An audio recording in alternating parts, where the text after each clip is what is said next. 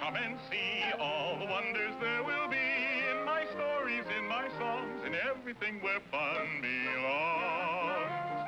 We'll meet heroes, giants bold, visit lands both hot and cold, have magic tricks to shiver your skin, laughs galore with animals in our world of fun. Pied Piper House. I know all of you like to get presents, but I'll bet none of you ever got presents like the ones that were given to the three brothers in our story. They had each gone out into the world to seek their fortunes, and when they decided to go home again, each one was given a gift by his employer. The oldest brother had worked for a carpenter. I made you a wonderful table. Watch. Dinner is served.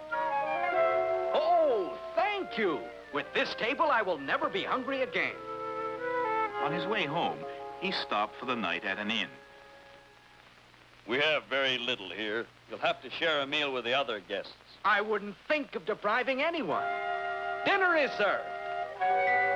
Won't you join me?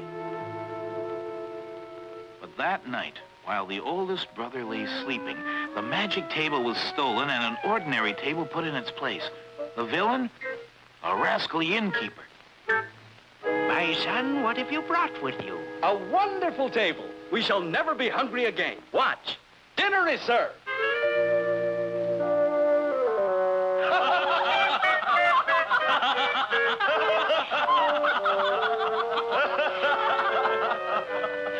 The second brother had been working for a miller, and he too received a parting gift.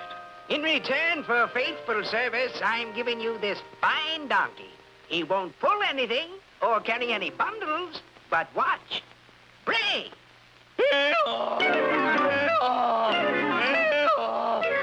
Gold coin. I will never be poor again. But on the way home, he happened to stop at the very same inn where his older brother had stayed. I haven't enough money on me to pay for the meal, but if you'll excuse me a moment. Pray!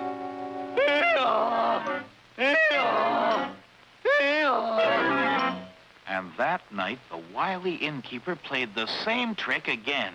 When the second son got back to his father's house, I'll soon change your long faces. Our worries are over.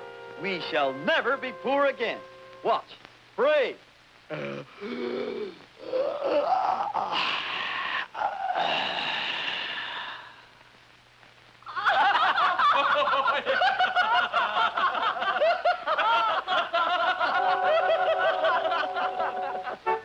well, the third brother had been working for a farmer. This parting gift may not look very exciting, but it will be useful if you're ever in danger. Watch. Out of the sack. Oh, now, wait a minute. Why should it hit me? It won't. It only hits those who deserve it. Into the sack. So the third brother went off to his home, where things had gone from bad to worse. What's the matter? I've now grown too old to work. Must depend on my sons to support me. We would never have gone hungry again if the innkeeper hadn't stolen my wonderful table. And we'd have been wealthy and never wanted for anything if he hadn't stolen my fine donkey. And what did you bring home from your travels, my son? Just an old stick in a sack. Is that all? Then we're really done for. There's no hope left for us now. Well, we'll just have to go back to work, that's all. And since the innkeeper is now the richest man hereabouts, he's the one we must go to for jobs. Much as the two older brothers hated the idea, that's what they did. Hurry it up there, lazy bones.